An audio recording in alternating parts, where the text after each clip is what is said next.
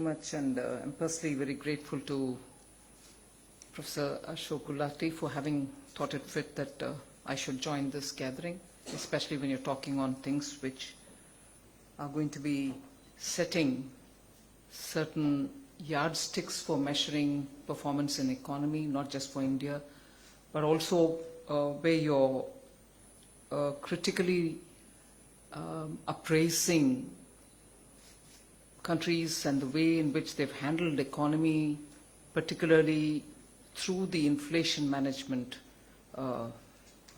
prism. So it gives me great honor to be here, and I feel very humbled to be standing in front of all great scholars. And I personally do remember that one instance very long ago when I was a member of the National Commission for Women, and the Commission was looking at gender budgeting. And for some reason that the chairperson then had thought I should be working on it as a member. It is a practice in the commissions that they assign the members with some tasks, and gender budgeting, from among the many other things which were assigned to me, was one of the things I had the rest of the commission also cooperating with me. And in that context, I don't know if Professor Shankaracharya remembers, I had gone and seen him to take his advice. And since then, occasionally, at least whenever I've had the opportunity to benefit from his advice, I've valued every bit of it. So today, to be again in front of him, also Rakesh Mohanji, it's not going to be easy for me. It's as good as me, my first day in JNU, and take me for all the errors and omission commissions that I might pose before you. I still remain a student of economics. But what probably can be drawn from the things that I say here would be like a process documentation of what has happened in the Ministry of Finance for the last 2-3 years, more than me formulating anything before this August gathering. I was very much in alignment with Deepak Mishra talking about how the world has faced situation, and also Ashok Gulati, with whom 1 or 2 times before and during the pandemic also I've had an occasion to talk about the performance of Indian agriculture and the policies which have to be kept in alignment so that it enables rather than restricts agriculture sector. I start with saying, I think the days that we are living in today, particularly post the pandemic, are so different from the days of immediately after the Great Depression. So if there is a mindset somewhere which tells us handling inflation will have to be very similar to the way in which inflation was handled then, because the formulations have evolved from there, I think the evolution of handling inflation has evolved drastically differently in the last 4-5 years. So till before, let us say, the COVID, if still some shades of that principle of handling inflation in a particular fashion pervaded our policy making, I like to place it on record here that COVID, during COVID, and immediately after COVID and till today, handling inflation has become only a subset of handling the economy. That over-dominant control inflation so you'll be able to control everything else as a fallout is no longer, if I can say it with a bit of a cheekiness, is no longer relevant. You need to worry about inflation, yes. But if you look at the context in which we are talking about inflation, particularly since 2020, there are so many different factors. If you address each one of them for what they are, inflation is expected to fall in place is the experience of at least India. I'm not speaking for many other countries. So what are the factors which are so different for India as different from what is being practiced elsewhere? I'll just highlight may not be a perfect assumption for a study of how India handled differently. Because we are living in a global situation where inflation is 79% in one country,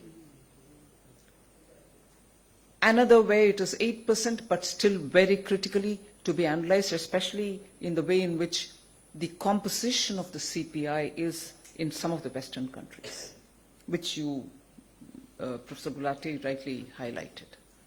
So with all that, when you're looking at the world around you, where today we are far more integrated globally, not integrated during the immediately after the Great Depression. The globe was not so well interconnected.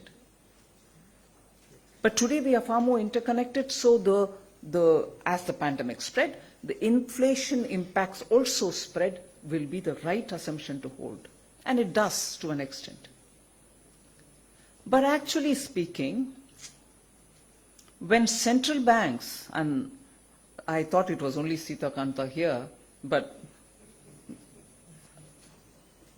it's an overwhelming presence, and I dare speak on something to do with monetary policy as well. So when the central banks are deciding in a synchronized fashion to handle inflation, monetary policy is their domain, they will do it. I leave it there, but when they're acting in synchrony, it pleases the economists to know that, yes, this synchrony is what is required and therefore it's right, let it go on like that. That's the solution. Or that will bring the solution. Immediately for me, the question is, synchrony was there, synchrony continues, synchrony is to continue as per theory, then why would some country which is well in that network have a 79%? And why some country which is the fountainhead of such theory have an inflation which is highest in the last 40 years? And why would other members of that clique of nations, I'm using the word clique with responsibility, and it's not left-handed at all, because in India we use cliques with a bit of a... So countries belonging to that clique are also in 8-9%. Germany, 9% is as good as Turkey's 70%. It pinches, it hurts. And solutions there, therefore, by the theory, will go through only the interest rate route. So why is India different, and why we are talking about it? Even in this interconnected world, even when the interconnectivity is far more pronounced nowadays, Indian economy has, for other reasons, kept managing inflation as not merely a monetary exercise. Partly what explains that is what Professor Gulati said a minute ago. If the global disruptions because of supply chain and other things are bothering every economy today, inclusive of us, purely what is endemic, purely what is within India is the monsoon and the vagaries of monsoon, which has always kept us on our toes about supply chains, and which have kept us on our toes on the supply chain related. What supply chain? I've been saying, and I'm saying, you'll surely point out to me, what supply chain? You're saying India earlier was not so interconnected globally. The depth to which our economy was connected was not at all as much as it was for the other countries. And since after 91 too, the interlinkages took their own steady time, and probably we are far more connected now. So what lessons am I deriving from earlier when we were not connected?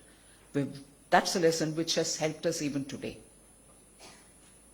And that lesson is the one which comes out of the monsoon vagaries, the climate vagaries, not as a result of the climate change which is happening in a far more pronounced way now, but India has had several agroclimatic zones, each one suffering or benefiting from the changes which happen because of good monsoon, poor monsoon, or excessive monsoon. So our supply chain, especially when your CPI is 45% with food, is so dependent on the basic agro products, perishable products, which are so required for the bulk of the population, which has to have it at a certain price or below it.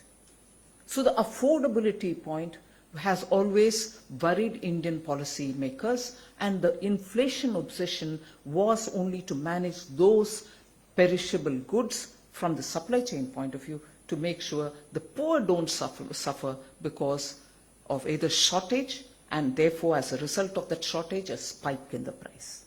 So governments have always spent a lot of time making sure onions are available, tomatoes are available, potatoes are available adequately, so that the poor who depend on this, because don't they depend on cereals? Yes, they do. But that is anyway given through the PDS.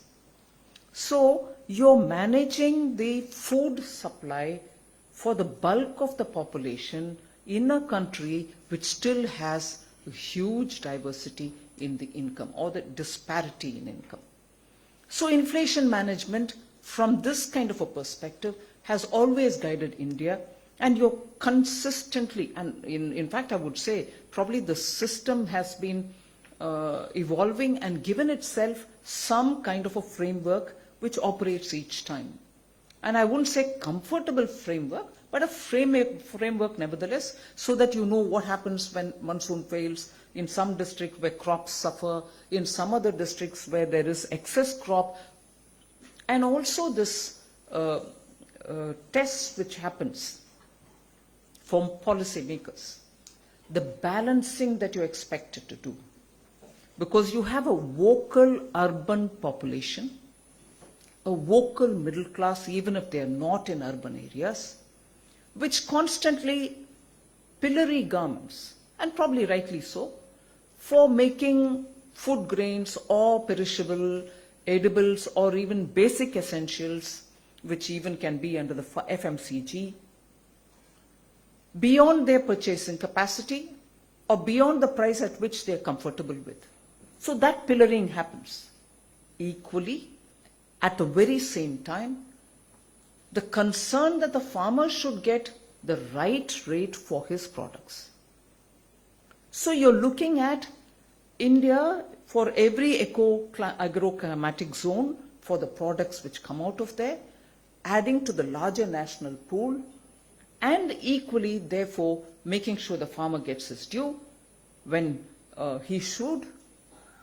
And when the farmer gets his due, it shouldn't spike the price for the consumer. So the Indian policymaker, much before the global disruptions happened, much before the deep global interlinkages happened, much before the war happened in Ukraine, much before the COVID, had gone through this drill year after year after year. So you knew these kind of disruptions are the ones which you have to be ready to face. So you create a buffer stock. You make sure there is an MSP. You also make sure that the storage capacity for perishable are in situ, at the same time appropriate for each of the crops. On all these measures, the government has been working absolutely one after the Atmanirbhar announcements in the midst of the pandemic. Also gave focus to creating capacities in villages. And there, the capacities are not being parachuted there. Local capacities are being created with local farmer FPOs, with NABARD going there and giving money, and making sure even organization like the Baba Atomic Research Center is brought in to do something as regards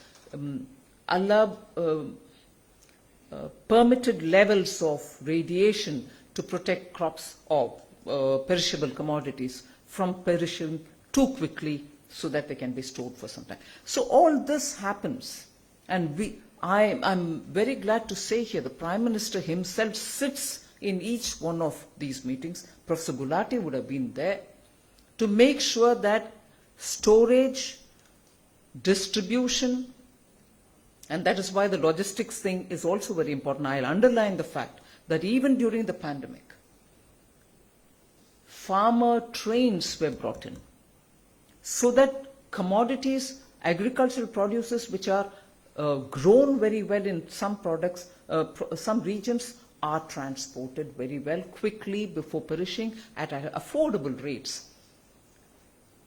And the train comes from those destinations directly to the markets, such as Mumbai or Delhi, where it is required.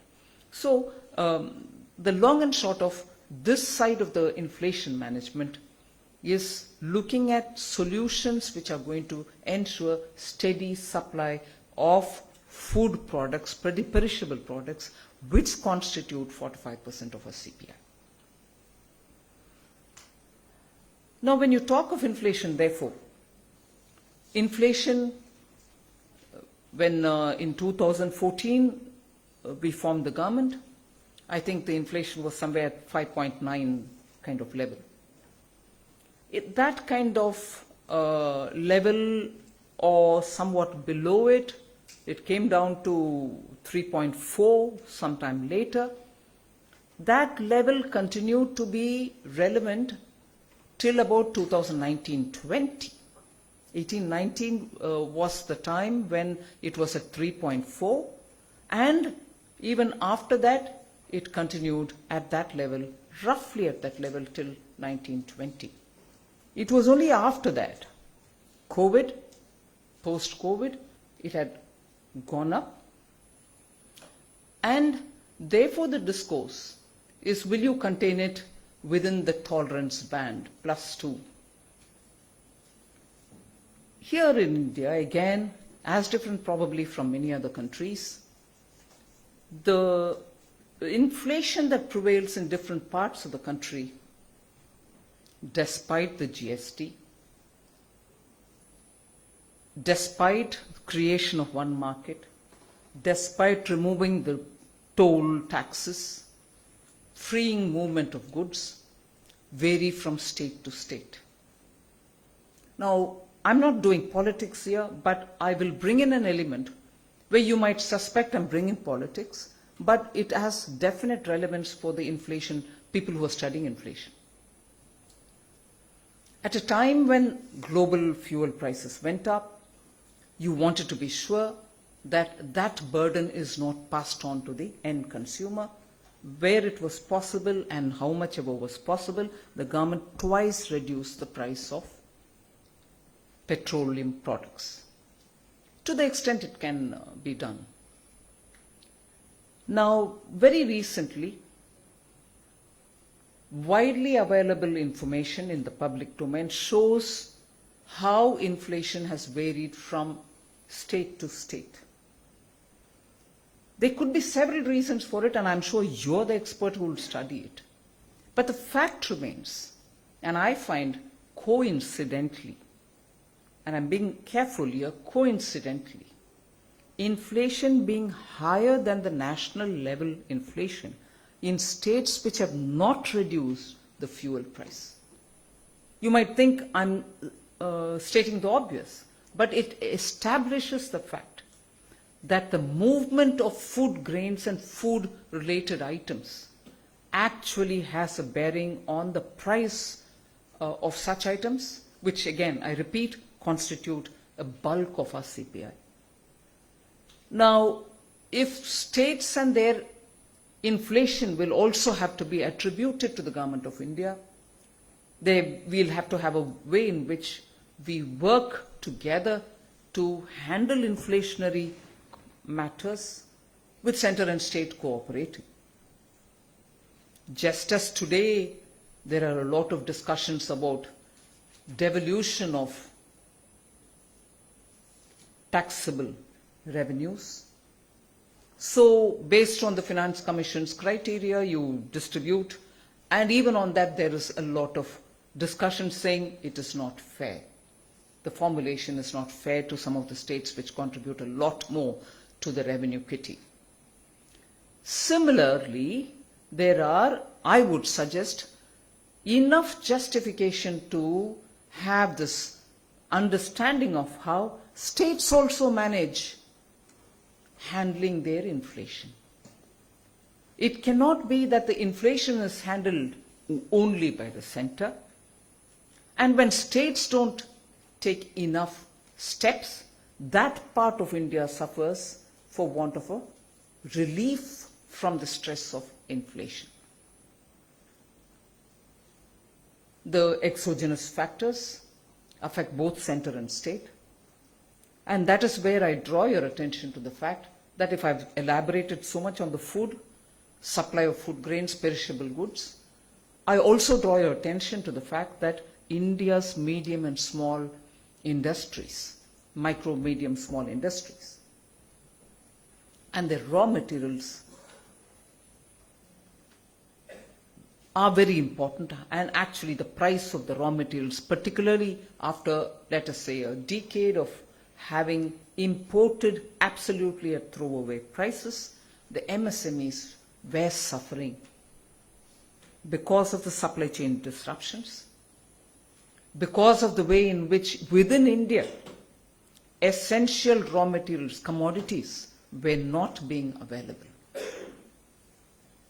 And that's when India, or Government of India, made sure that at least the critical raw materials such as steel, iron and steel, we will bring in some export duties so that the price comes down, and it has shown a positive result. We could keep the price of steel in India in a way affordable for the MSMEs. But of course, equally, as I said about the farmer and the consumer, here too, there is a balance which has to be struck on the steel industries and their potential to export, earn profit out of it. We want exports to grow in every sector. Now we are restricting them from exporting by imposing a tax which makes them cost not so competitive. But the balance, therefore, is to what extent would you restrict? Will it actually have a bearing on the raw materials availability for our MSME? Farmer, consumer, MSME versus the export potential of industries such as steel.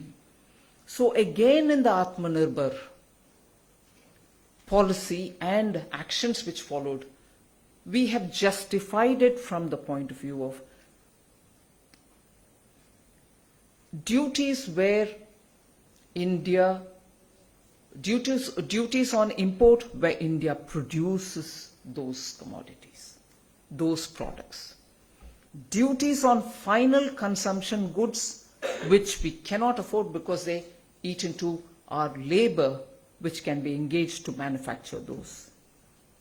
Duties definitely on those which can be mined and value added within India. So the import restrictions had a logic. They were not blind. They were not blindly imposed. Similarly, the export constraints which we brought in were again trying to make sure the supply and demand balance happens. You don't export away something and then import it again, causing double whammy. So the Atmanirbhar principles, in a way, are also a very powerful tool in managing the supply chains, and therefore indirectly having a bearing on the inflation itself.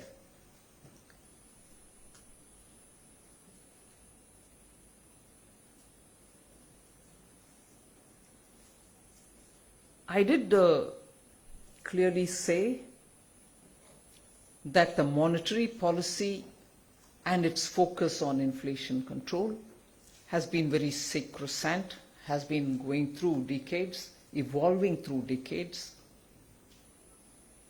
And at one point in time, we thought that is the solution for containing inflation. I say it with a certain sense of responsibility. Yes, it is one of the tools. But sometimes, like for instance in India, leave the policymakers, if you were to talk to people who are on the ground, who are actually the stakeholders of the Indian economy, they would say, particularly in a situation where we are in now, where economic growth will have to be unfettered. The IMF might periodically bring down growth, global growth, because of the way in which the war has affected them, the way in which the Russian supply of fuel, gas is hitting European countries. The monetary policy has its space.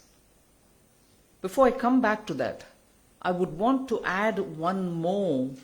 I did talk about the perishable consumer versus farmer. I did talk about the MSME for the raw material with the steel as an example. I want to bring in one more example, again, that which we have consciously done in the last, let us say, 8-9 months, and drawn from the experience of last 2 years. India imports more than 80-85% of all its crude. We have oil wells in the Godavari basin. We have in Barmer. We have a lot of natural gas also being explored. But we import more than substantial amount of crude. There was a time, of course, in 2020 when the prices of global crude went down remarkably. And using that as an example, there are still arguments against our government's decision, saying at that time too you didn't give the advantage of cutting down the price for the end consumer. You kept the tax at a certain level, and even today very adolescent-like, amateurish allegations are leveled against the government, saying, oh, you've collected so much. If it were to be Parliament now, I would say collected and kept where? But I know I'm not in the Parliament. But collected. Collected for what? And how did the capital expenditure of this government perform between 19 to today? Please have a look. The data is before you. Every budget we present the documents to show how budget was utilized department-wise.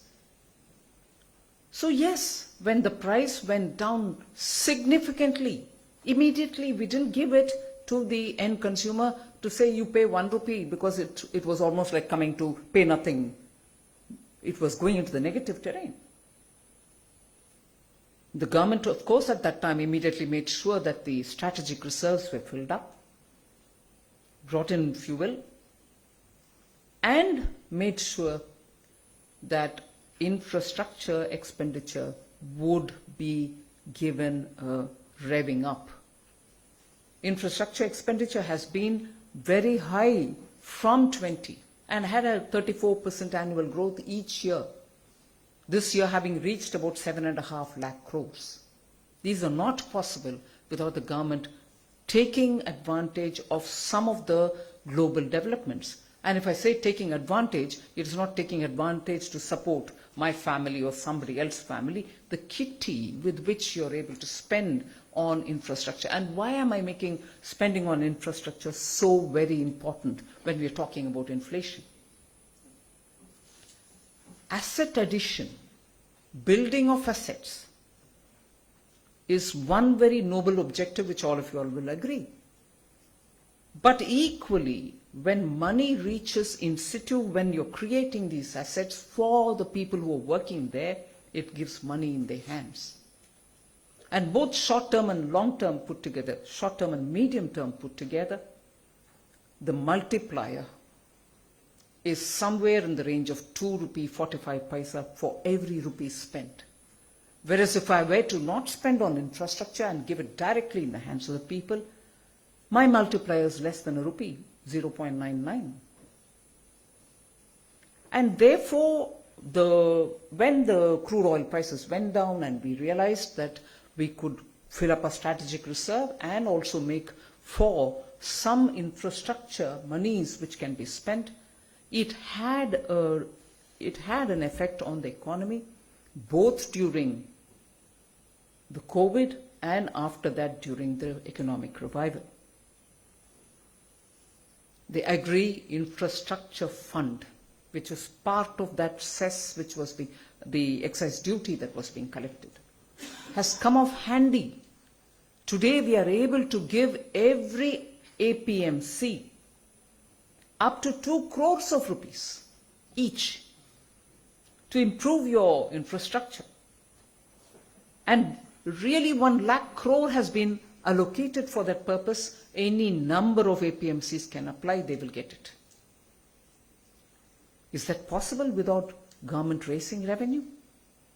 Where does this money go? This is where it goes. How does that help inflation? When your infrastructure in the ground is improved, the same farmer is able to find better market access, and with that market access he earns more for himself because the product goes where the price is right for him. So that phase of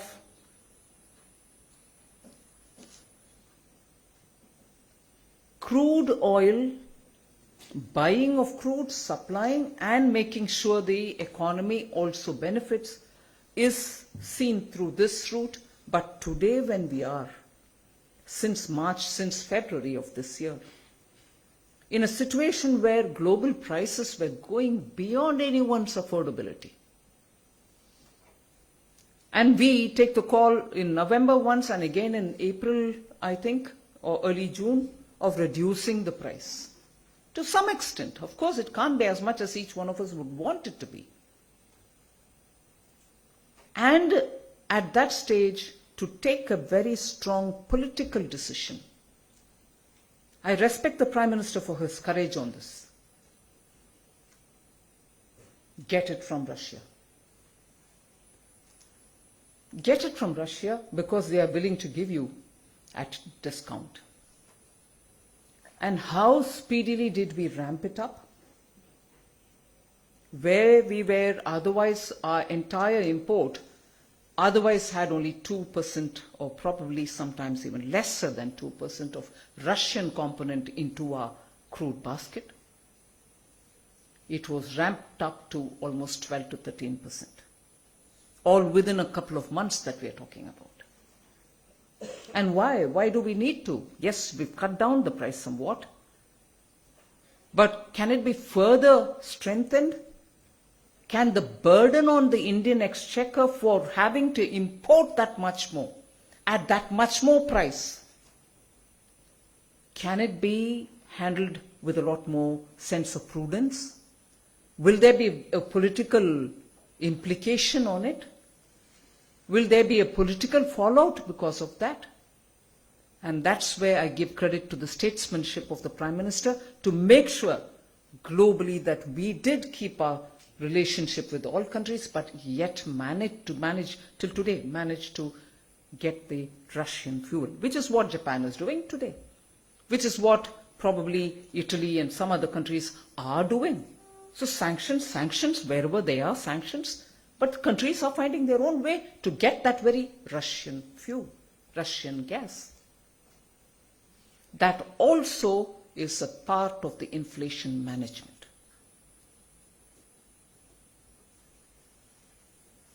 And therefore, I just want to ensure, come back to the point which I left halfway, monetary policy. Reserve Bank will have to synchronize somewhat. May not be as much synchronized as the other Western developed countries would do. I'm not prescribing anything to the Reserve Bank. Let me be careful here. I'm not giving any forward direction to Reserve Bank. But it is the truth that India's solution to handling the economy, part of which is handling inflation also, is an exercise where the fiscal policy, together with the monetary policy, has to work. It can't be singularly left to the monetary policy, which has proved totally ineffective in many countries. in very many countries whose structures, whose economy's profile are so forming the basis for the monetary policy theory to rivet everything on interest rate management and say that's the final and potent tool to manage inflation. Economies are designed, economies are there, and the policy is designed in such a way that the monetary policy and the interest rate management is the own and only tool to handle inflation through the interest rate management. But no, I would say India's inflation management, the word taming inflation, or the word keeping it within the tolerance limit, is an exercise of so many different activities, majority of which is outside of the monetary policy, given in today's circumstances. There could have been a time when people would have thought this is sacrilegious for the finance minister of a country to say that. But my experience says, if you're able to equally attend to so many other factors, in which I give credit to all governments earlier because they also kept evolving the way in which the supply side can be managed, being very sure of how the bulk of our population get all the necessary goods at an affordable price. Trade policy, of course, you referred to it, Professor Gulati, plays a very important role. But even there, it can only go that far and not beyond. Because a consistent performance in exports is what gets you revenue. We saw very enthusiastic and energetic revival of our exports. It'll be the concern and the duty of the government to make sure that energetic, that robust performance of export sector are kept alive. Export spanning over several sectors is kept alive. But I think India would definitely do well for itself if its agriculture is very well managed. Even today, in spite of all the various reports that I find, India stopped its export of wheat, which it's opened generously. No, we still are exporting wheat through the World Food Programme, which is a structured way of sending, and not probably sending it to countries which are re-exporting from wherever they are doing. So the export continue, which means there is potential for Indian agriculture to feed our own people and also feed the world, if only we manage it very well. And there again the balance is, you want the maximum potential of agriculture, at the same time maximum reward for that farmer who faces the situation. So I would say good management of the economy, ensuring the supply side constraints don't burden the economy, but yet do not too much regulate it. Timely and periodic response to the developments in the ground. Making sure the raw materials, our obsession sometimes, and right obsession, I'm not faulting there, obsession sometimes is to focus only on the perishable goods, but the focus will also have to be to support in terms of the input prices for small and medium industries, input costs for the agriculture, all of which also add to the burden of inflation. But even more, India's logistics has got to be fixed. More efficient production also becomes for the end consumer a costly item to be purchased, purely because you're spending too much time on the road or on the ship or on the train, and also spending too much for it. We need to have a comprehensive solution for the logistics addition to the cost of either agriculture or other products. And that is where I think the Gati Shakti, if implemented from now in a far more comprehensive way and taking it down to the granular level, would give us some kind of a relief. Make logistics not a menace that it is today. So with all this, I would think India's experience in handling inflation depends so much on so many different factors. the central bank, its instruments, its interest rate management form a very critical part of it, but it cannot be the one and only one. And in the recent couple of years, the way in which government has managed it answers the question which was raised by Deepak Sharma. Manisha, Deepak Mishra. And it is that which therefore stands before us as a case to study, case to introspect on, and also case for probably many emerging markets which are also trying very many such things. Solution to handling inflation should be country specific. Although the problems which add to the problem of inflation are not country specific. It comes across from various different parts of the globe, commodities. It can be because of so many different factors. But the solution has to be unique to each country. And I think India's experience in the last decade or two, but more specifically in the last few years, is a case for each one of you to study and give us more input so that the policymakers can be comfortably doing the right things at the right time. Thank you very much.